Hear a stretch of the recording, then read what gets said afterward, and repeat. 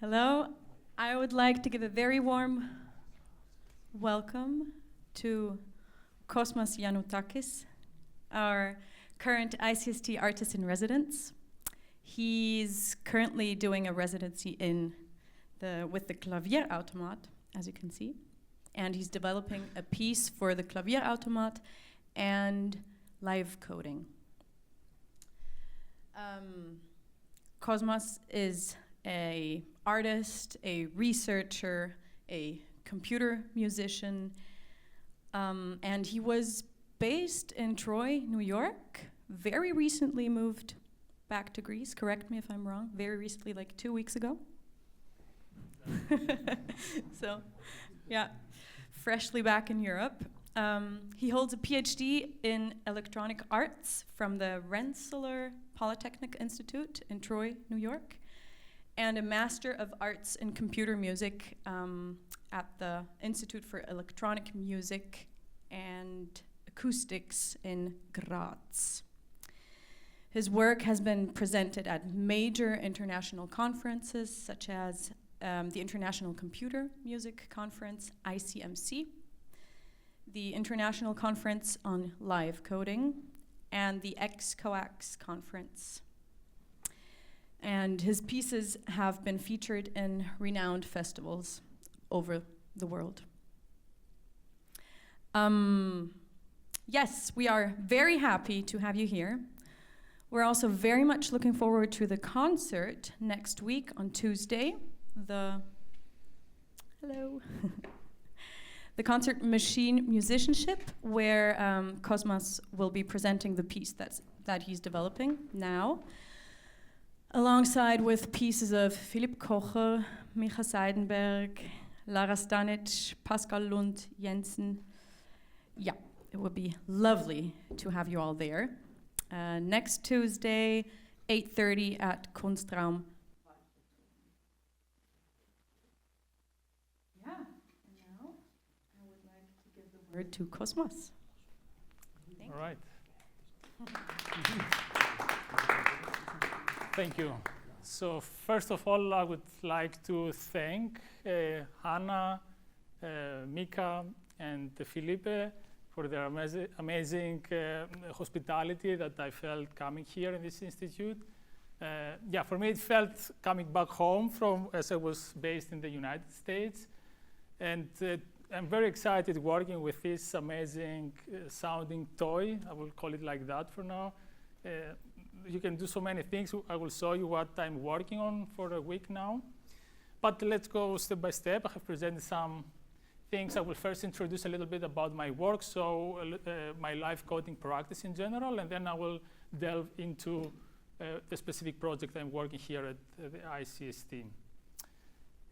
So yeah, my background, Hannah mentioned some things, the most recent things, but if we go a little bit back in the past, I started as a musician studying piano in the conservatory, also studied some percussion. I have studied also instrumental composition in Greece, and then I studied in Musikhochschule in Freiburg.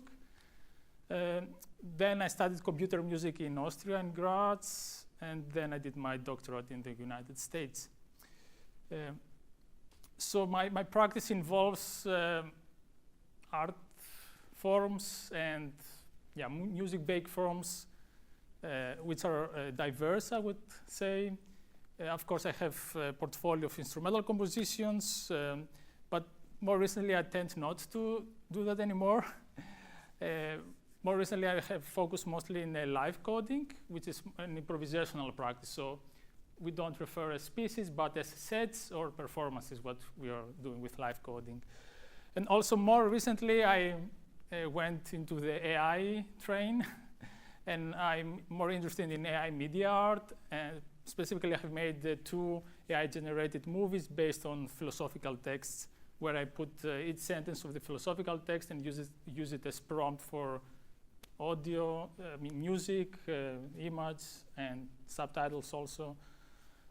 Anyway, this is a different project. And following also my academic interest, I'm also very interested and try to be active as a scholar regarding media theory, in conjunction with technologies of artificial intelligence and decentralization. AI, blockchain, or distributed ledger technologies. Okay, let's make a specific focus on live coding. To be honest, live coding exists for many years. It started around the 2000s, and it was, especially in academic circles, quite known practice. I wasn't so fond, actually, until the COVID-19 pandemic, where I guess all of you experienced that all concerts dry out, so no one was going out, no one was having this communal experience of going and playing in concerts, and it was damaging my mental health. I don't know about you, but it was not a good thing, and I had to do something. So the only thing for me, the way out of this situation, was to do stream performances, and the most easy thing was to do live coding performances. Yeah, live coding is you work with computer code and you generate sound directly on the computer, so it's very easy to set up a stream. If you want to do it with instrumental music, it's quite more complicated because you have to set up microphones, amplifiers, and interfaces. It gets a little bit more complicated. And also the collaboration between live coders is, I would not say super easy, but it's possible. I'm a part of the TopLab Athens groups. TopLab is like the global organization of live coding. And there are different nodes in different cities, and they organize local events. And there is the annual live coding conference. This year is in Barcelona. And yeah, usually most of the nodes, TopLab nodes meet in the conference, and then they exchange experience and they play together. So it's a very festive event. Yes, so doing live coding is convenient, playing online, streaming your performance, collaborating with other live coders or computer musicians. My live coding practice is a little bit idiosyncratic, I would say. In live coding, what is the most dominant form is called algorithmic, which is usually played at clubs. And it's dance music, where people go with their drinks and they have fun, and it's a very festive event.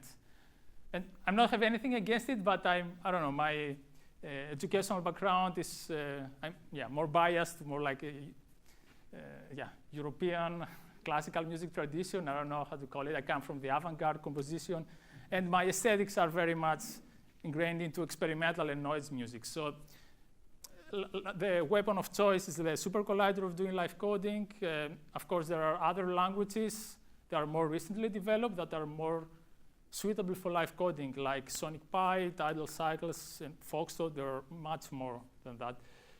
But these are the most popular. Supercollider is like the old man in the club. But it gives me and computer musicians so much flexibility. You can do so much things with supercollider, and I will demonstrate you today some things. Okay, let's go to the supercollider tweets, which becomes like a central part of my live coding practice. So what is a supercollider tweet? It's a practice that started around 2009 by Dan Stowell, when he started writing small snippets of code and posting them in Twitter back then. And this, back then, the character limit was 140 characters. So they have to squeeze all their creativity and all the complex musical functions they want to play in these 140 characters. So it was like a game that we were playing. So Dan Stowell started, and then other computer musicians that were familiar with the supercollider language, they start playing this game, and they will start posting tweets, and they were playing each other tweets, etc. Usually, you copy the tweet from the online, the social platform, you paste it on the supercollider, you run it, and you hear like the composition.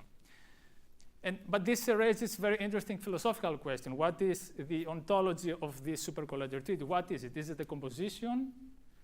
If we see it in more traditional terms, it is, yes, it is a composition. It's something that has been elaborated by someone to be presented in a public space, in the digital era, in the social media sphere. But because it's computer code, it can be much more malleable, I would say. So when I take a supercollider tweet and situate it in a live coding context, it suddenly becomes an instrument.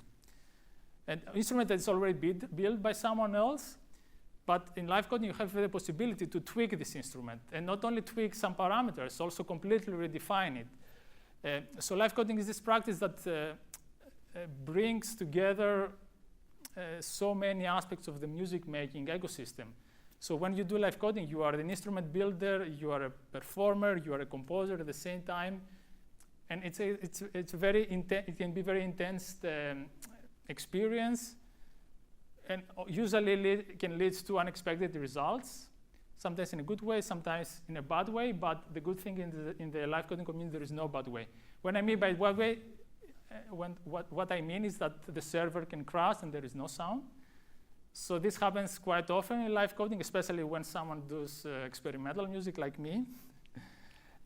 But this is in the community, it's like an event that is celebrated. It's not like in computer music where everyone looks and waits, but in live coding, everyone cheers actually when this happens. So in this supercollider tweets can be really complex. I mean, there's some composer like Fredrik Olofsson, a Swedish one. Everyone agrees he's the best live coder, and he has the best supercollider tweets. He has composed most of them, and they are quite complex. I recommend you can find them online and play supercollider. It's amazing pieces of music, I would say. And I use some of them, not today, but I have made performances where I use some of his tweets. Okay, so when I bring them a live coding context, I have to modify them because they are not optimized for live coding. I'm not going into details, but I will just describe in generally how I modify them. Usually, I introduce a feedback network. So you have a supercollider tweet, and I take the output and I feed it back to the input. And then I use some techniques of feature extraction. So I extract some feature like pitch or like noisy, like spectral characteristics, like spectral flatness, how noisy the signal is, or the amplitude, how loud the signal is, and then I map these parameters back to itself. So I call this technique like self-modulation. So a tweet is like a node that can self-modulate itself. Actually, I took this idea from the supercollider tweeters themselves. Some of the tweets, they already use this technique. So this is what how I learned to do that through their code. So you can study these tweets and learn so much about signal processing, and they're more experimental, I would say. So it's not like standard signal processes. They would fall in the category of non-standard sound synthesis. And also what I can do then much more cooler, which can be much more complex and you don't know what's going on, is to do feedback topologies between different supercollider tweets. So tweet is like a node which has its own sonic identity. Then you can create a network. You can take the sound of this tweet, feed it to that tweet, and modulate the parameters. Then take the sound of this tweet, feed it back to this tweet, and have it modulated to other parameters. And then who knows what comes out. So this is the play of live coding. This is also the traditional compositional imperatives. They break down a little bit, so you cannot expect specific sonic results when you do things like that. So, I mean, you can have a basic expectation because the feedback, for example, has always this drony quality, but you can break that as well. You can create mechanisms that breaks this drony quality of the feedback. Actually, you can do so many things. And here are some libraries. You can see my mouse? Yeah. Some libraries have developed that facilitate my live coding practice with supercollider tweets. So DW snippets is a library from someone else, which I modified, and then you can actually load the tweets and play directly in the supercollider environment. So it's like snippets of code. So tweets is like a snippet of code. It's more like a place you can store them and then retrieve them. Live coding feedback is like applying this feedback mechanism inside the tweets. And adaptive mappings is more complex library that performs real-time extraction feature and mapping at the same time, which can actually it's a very complex process. Anyway, live coding with interface. Okay. So also, okay, let's go back to history. The first live coding had, the first live coders had a more, not militaristic, but they were like polemic, like was very ideological. They wanted to, when you start a live coding session, you have to start from scratch. It was this was more like in 2000 mentalities.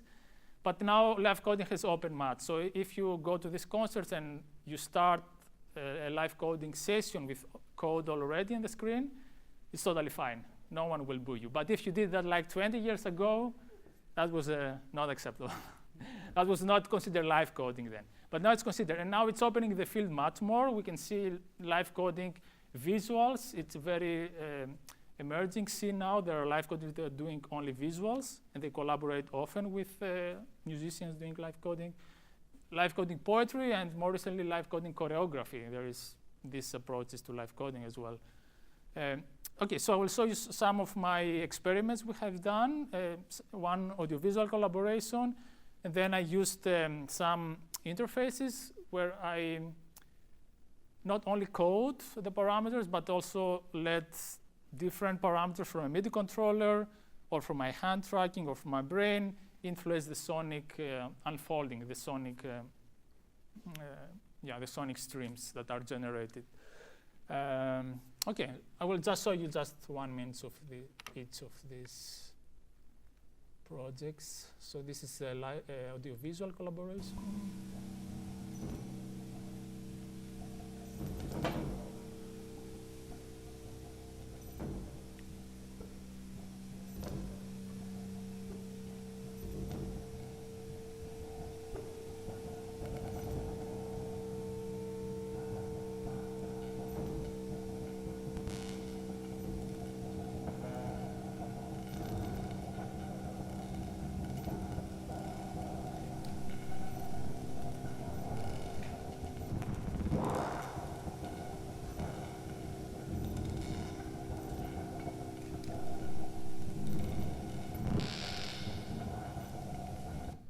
Okay, yeah, that was a long performance, like 35 minutes.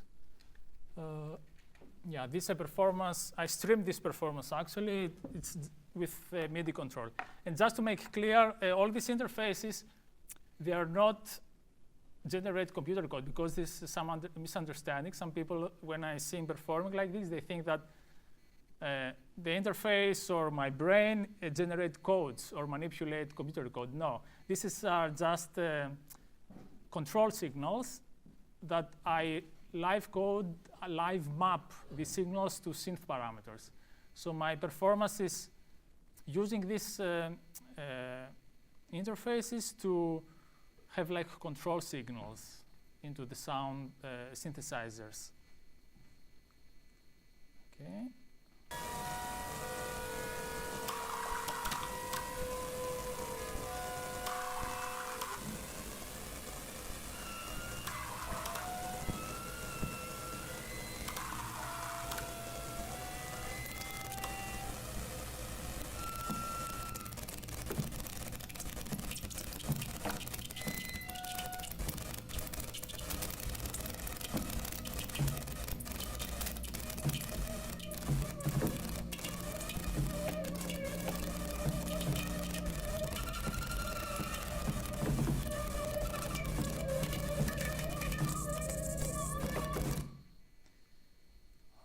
Next, I have a performance with hand gestures.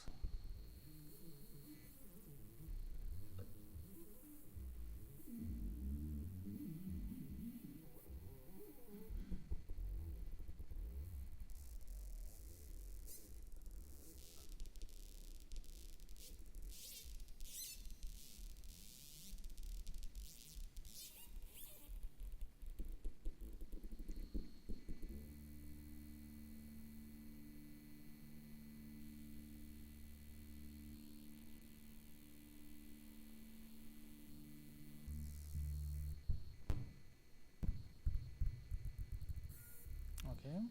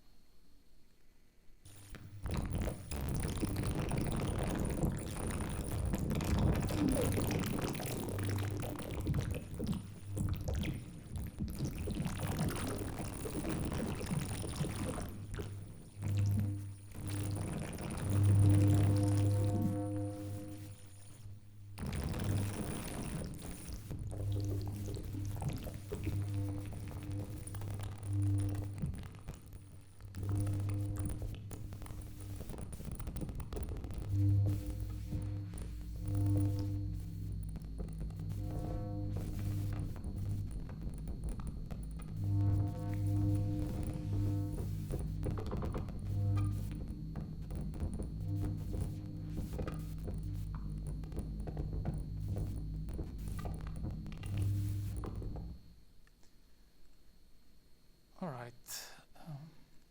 Back to the presentation.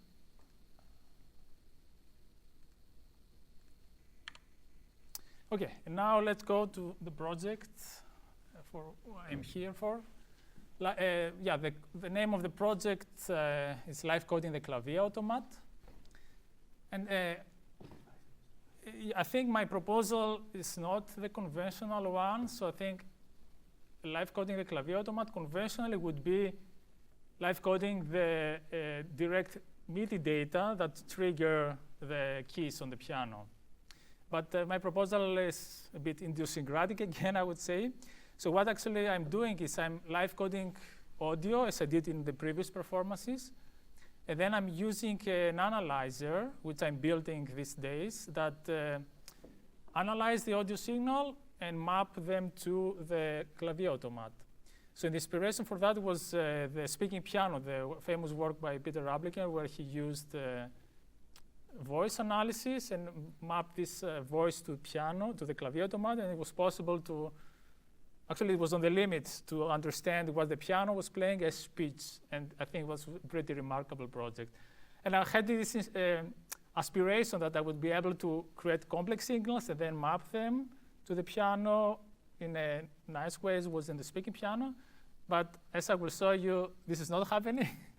But some other interesting things going on. So yeah, I will show you. What's actually it's right there. Exploring the mistranslations between audio generation and mechanical reproduction. So what's going on? Because I'm generating signals that are quite complex. They have very fast transitions between frequencies regions. They have a lot of noise.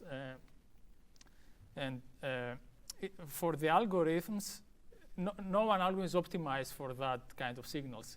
Usually, if you have an algorithm that tracks pitch, like pitch detector, it expects a signal that is harmonious, right? And if there is noise, then the algorithm doesn't function optimally. And then there are algorithms that do polypitch detection. They take a signal, they analyze the spectrum, and then they can extract the different pitches from this signal. But this works again with signals that have multiple pitches and they are sustained. If there is a fluctuation of these pitches, then this algorithm still doesn't work well. And there are other algorithms that track the noise, but these algorithms, again, they don't track very well drones. Anyway, my sound generation includes all these different sonic modalities. And the translator I'm building, it's actually failing all the time. It's trying to capture specific moments. And we can hear, I will show you that there is some success. You can see that the piano is really following what's going on. And at the same time, or after like half a second, there's a random note that comes in. So all this is created by this mistranslation between the real signal, the audio signal, and how it's being analyzed and being reproduced by the piano, by the Clavier Automat. And again, I'm coming back to the idea of creating feedback loops, where I'm intending now, I have to work more on that, but I will show you also today how to, because as you see, I have two microphones at the piano, so I'm taking the direct audio signal from the piano. I have it in my super collider environment, and I can do an analysis, external, different analysis, and map these parameters back to the synthesizers. So it's like I'm generating sound. This sound is mapped to the piano. The piano is like reproducing this sound.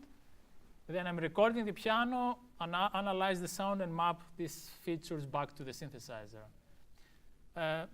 Yeah, it can be very complex. It's also a matter of like sometimes you hit a very nice parameterization and then a very interesting interaction going on. Sometimes it doesn't happen, but you keep trying. So that's the nature of this kind of performances. So my feature detection and reproduction modes, yeah, I have my analyzer, and I can show you, well, I will not show you the code, but I will demonstrate. It has two different algorithms. There's a pitch detection, which tracks the dominant pitch of the spectrum, and also tracks the harmonic content of this single pitch. So like which harmonies are most prominent, the fundamental and the harmonics. There I have another mode that it's tracks the noisy regions of the spectrum and maps that to the piano. And I have another mode that tracks multiple pitches. So if you play if I play different frequencies, it will catch some of them. Okay, and now the time of truth. Let's go to Super Collider. It's already running. Do you see it? No. No, the analysis tracking, we need this one.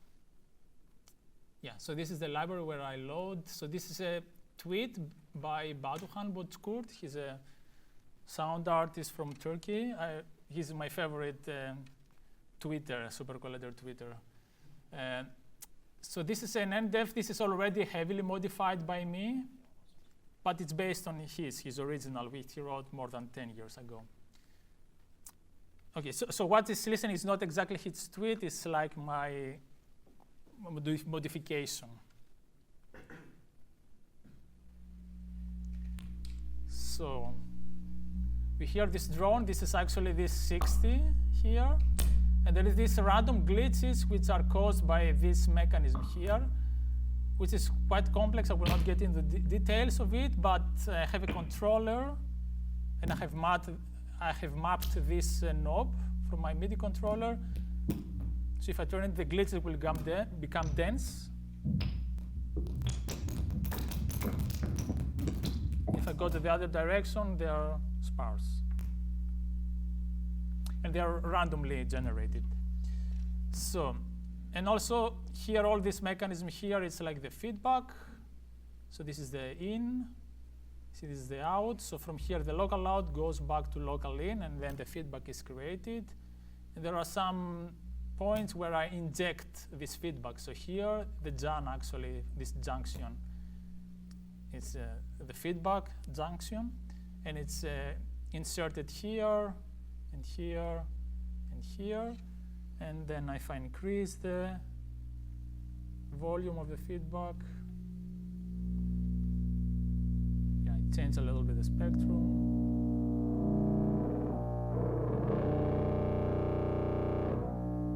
I'm doing also some phase modulation. So this noisiness comes from this phase modulation. It's just a sinus oscillator.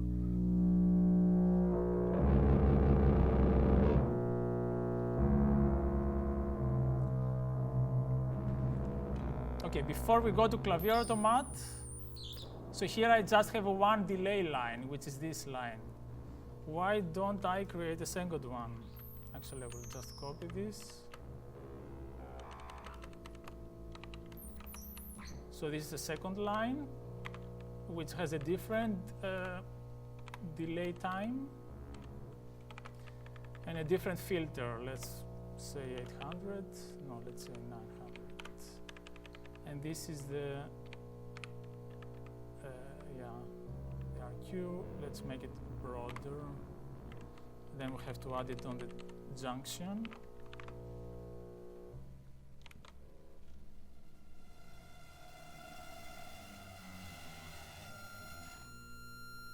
So this high pitch is the second line, feedback line. I don't know if it's around 900 hertz, but it should be close. So now with the second feedback line, I have more noise on the signal.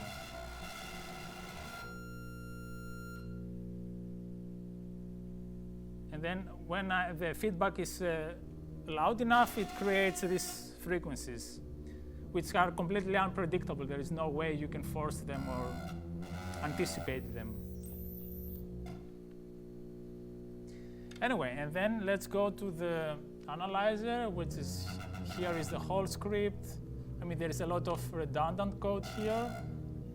It's already running, actually. So, and I have 3 modes, and I have 3 sliders that control the amount of each mode. So this is the pitch mode.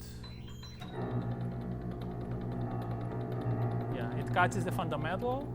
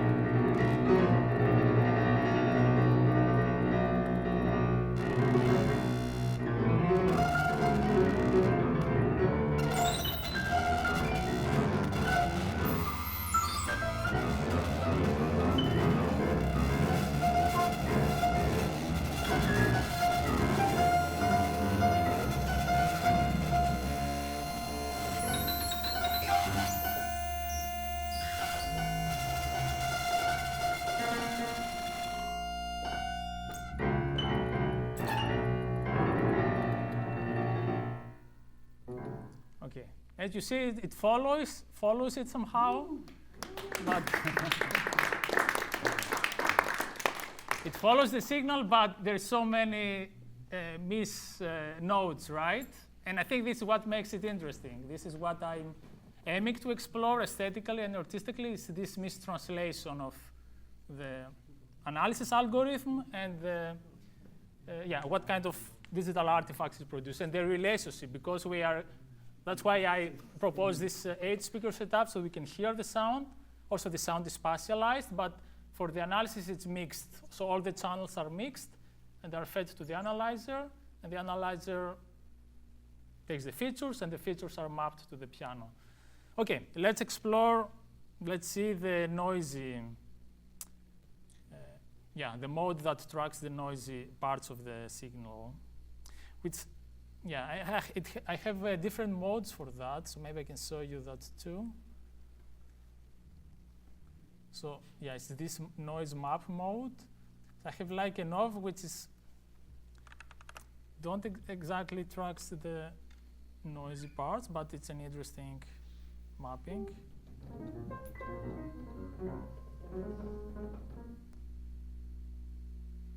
Okay, let's bring the noise.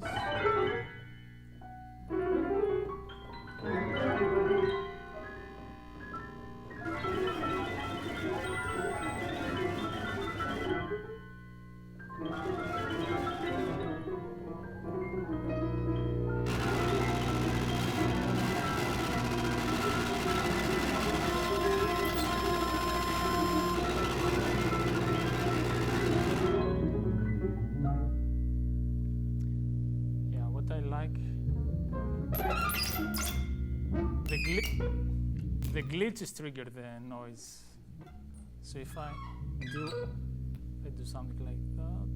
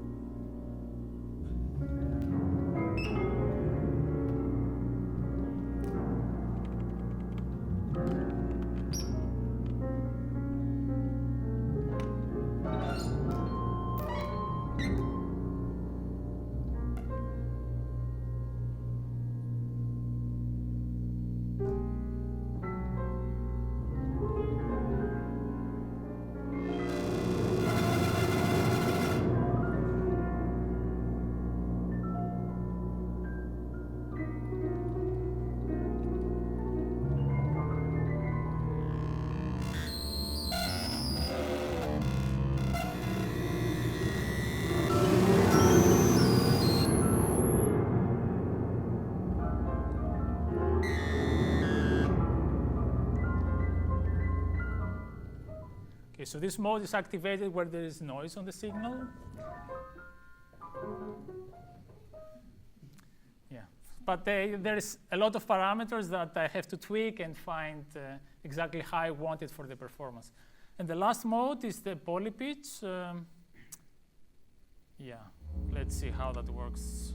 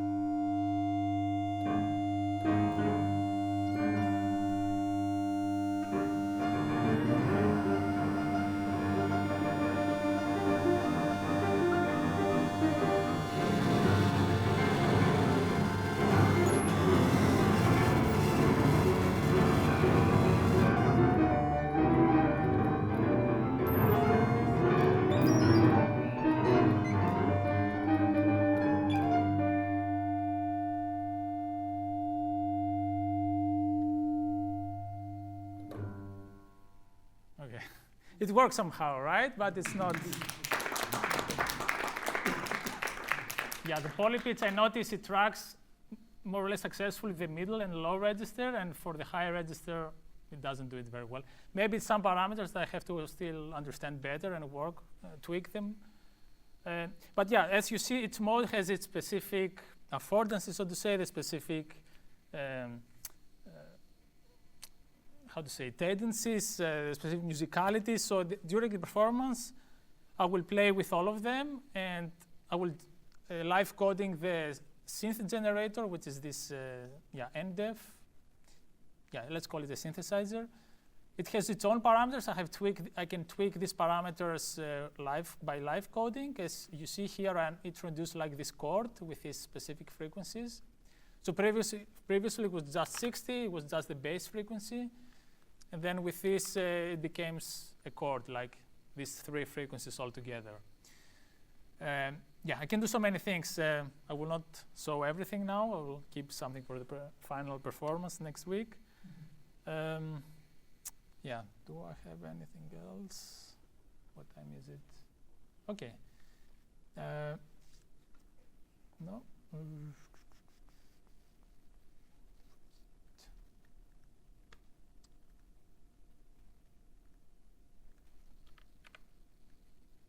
Yeah.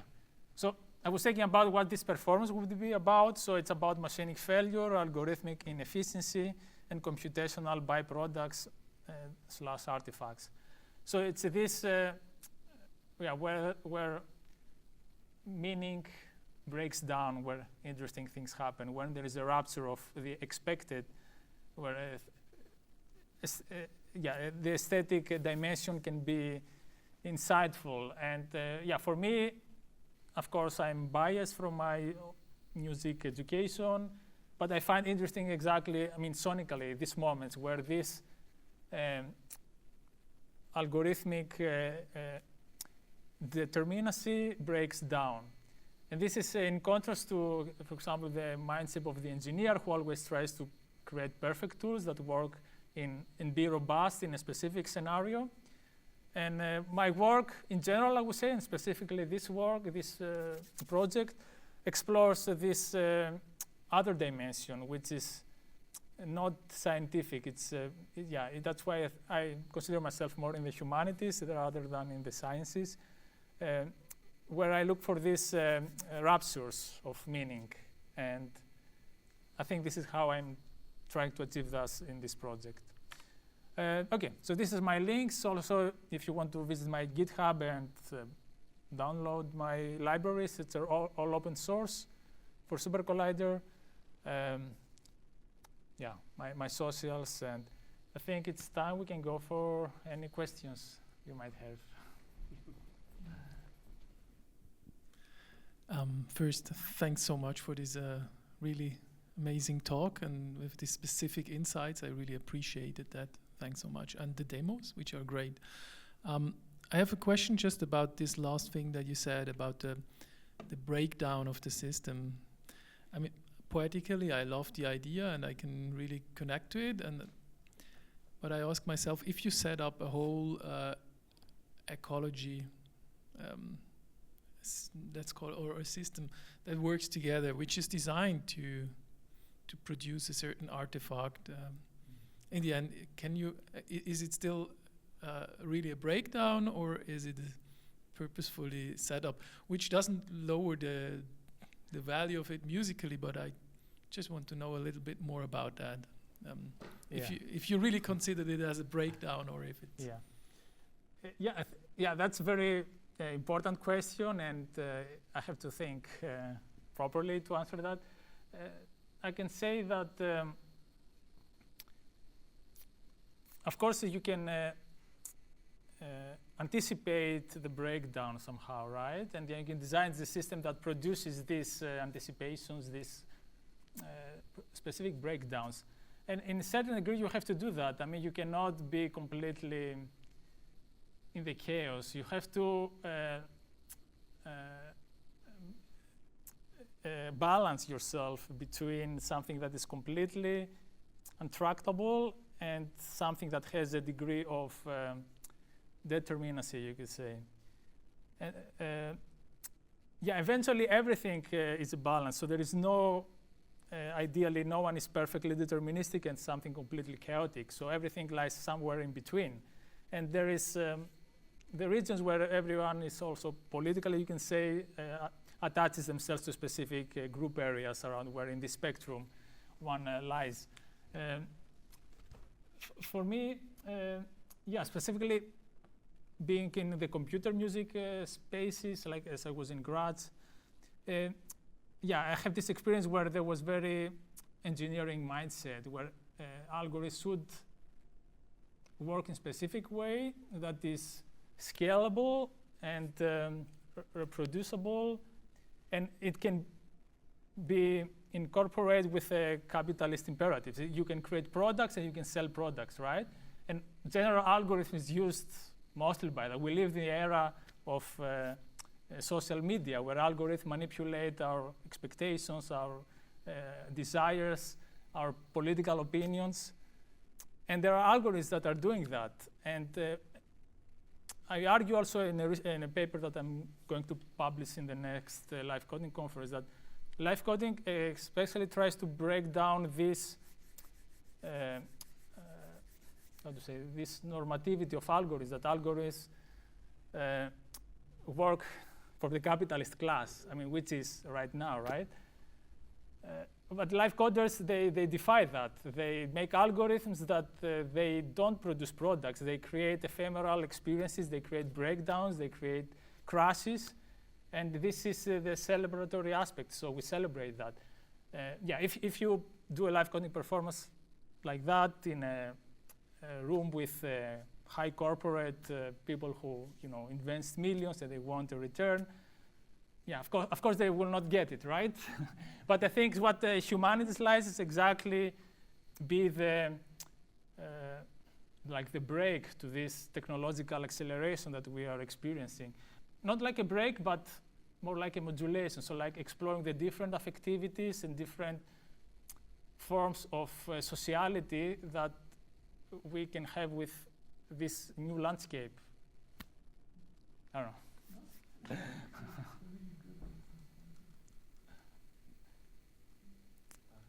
Yes.